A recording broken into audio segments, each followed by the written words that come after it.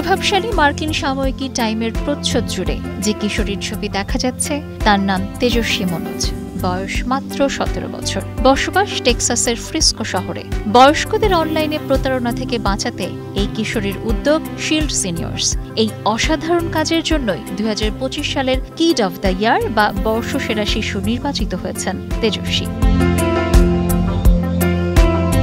Shield seniors মূলত 60 মানুষের জন্য একটি সচেতনতামূলক ওয়েবসাইট। এখানে শেখানো হয় কিভাবে সন্দেহজনক ইমেইল বা বার্তা চেনা যায়, কিভাবে অনলাইন প্রতারণার জাল থেকে বাঁচা যায়। এখনও সীমিত পর্যায়ে ব্যবহৃত হলেও তহবিল সংগ্রহ করছেন তেজস্বী, যাতে আরও বড় পরিসরে মানুষের এই এআই প্ল্যাটফর্ম পৌঁছে দেওয়া যায়। দাদার অনলাইন প্রতারণার শিকার হওয়ার ঘটনা থেকেই এই উদ্যোগের কথা মাথায় আসে তার।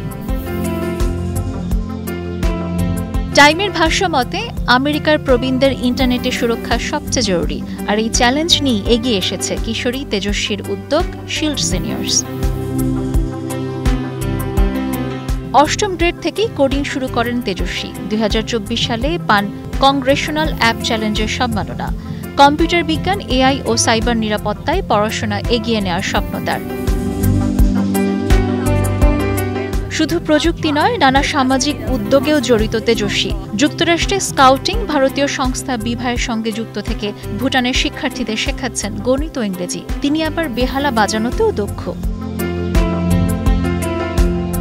তেজস্বী মনোজের মতে, প্রিয়জনদের খোঁজ খবর নেওয়া প্রয়োজন। নিশ্চিত করা উচিত তারা অনলাইনে নিরাপদ আছেন কিনা।